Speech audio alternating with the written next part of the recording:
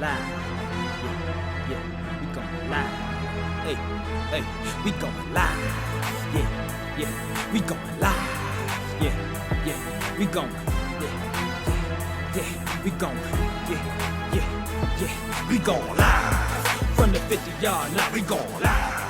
From the 50-yard line, we going live. From the 50-yard line. Hey. All right, real roll call. Now, these are topics. This is something that we just debuted maybe 3 weeks ago, maybe 4 weeks ago, 3-4 weeks ago, or 3-4 episodes ago. It's basically the topics that we have, we want to touch, but we can't spend too much time on them. So we're going to start this off with Iman Shumpert becoming the first NBA player to win Dancing with the Stars. What do you think about that? First of many. First of many. Yeah. He would be first of many NBA players. You got to have great footwork to be in the league. Oh, yeah. So I think it's going to be first of many. Iman already kind of showed us his artistic debuts with, he and his wife and their child.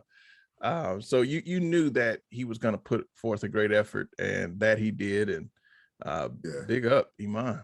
Yes. Like you said, knowing who his wife is, I didn't think it was any doubt that he was going to win this one. All right, Dan Mullen, coach of Florida, fired. What'd you think Life about comes that? at you fast. Life comes at you fast. Wow. High standards. After getting to the point, because they should have beat Alabama. I really thought that they were going to beat Alabama. The fact that he got fired this year, and, this is the job that he's been wanting. He ended up going to South Carolina. He was at Mississippi State. Mississippi State. He turned that program around. All the way around, yeah. They had sections of the stadium built thanks to yeah. They closed their horseshoe. Man, so for him to get this, what is his dream job, and to be fired like this so unceremoniously. Life comes at you fast. And when the notification came in, I was around my brother and one of my best friends, and I was like, hey, and I said the same thing, life comes at you fast. And they said something that made so much sense to kind of put it all back into perspective for me. They said, it's not that he's not good, it's that he shouldn't be this bad this soon. Yeah.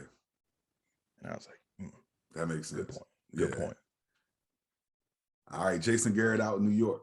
New York Giants let him go as their offensive coordinator. This is a domino effect. This is a Hail Mary attempt to say, as the GM, as the head coach, they're trying to point fingers to say, it's not us. And so we're going to see if we can make some adjustments with the personnel and produce new results. No, your entire organization is trash right now. And, they should have fired everyone, all of them. And so this was the GM still being in control, the head coach still being in control, which they will be through the end of December. And then ownership's going to come in and clean house. So Jason Garrett was just the first of many. Mark my words.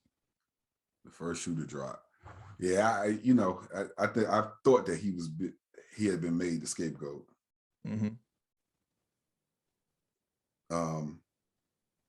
All right, so South Carolina women's basketball.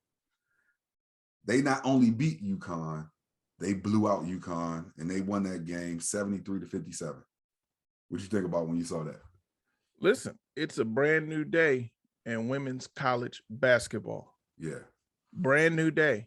I think it's the changing of the guard, and we notice this every so often where, someone is dominating, but then there comes another. And I believe South Carolina is that another that's coming along to let you know who's the real force. Right. I just love parity, especially when, one of my teams isn't the dominant team. So the fact that South Carolina could do this and they could beat UConn, I was glad to see that. And I just, love Dawn Staley. And so all that, all of her what she's done for women's basketball, it's good to see her, be in this position. And I know that she's had this program up to that point for a while, but it's just really good to see her in that position. There's a new sheriff in town. Yeah.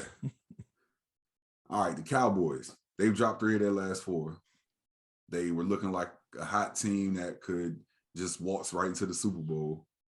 But being a fan of the Washington football team, I never want to see them do well. And so do you think they're in trouble after dropping 3 of the last 4? I'm gonna give them the same phrase I give the Lions. I say Lions gonna Lion. Listen, Cowboys go Cowboy. Cowboys go Cowboy. This is what we talk about every year around this time. They have this nationally televised debacle and then end up sputtering to the finish line at some tune to average. Yeah. So they were in trouble before the season began. The Cowboys are always in trouble. You're surprised when they're not. So they lost 3 or 4. They'll end up probably going 500 for the remainder of their games, and then it's a toss up to see what goes on from there. So the Cowboys stay in trouble. Yeah, and I love it. Now put the cameras on me, put the cameras on me, put the cameras on me, put the cameras on me, put the cameras on me, put the cameras on me, put the cameras on me.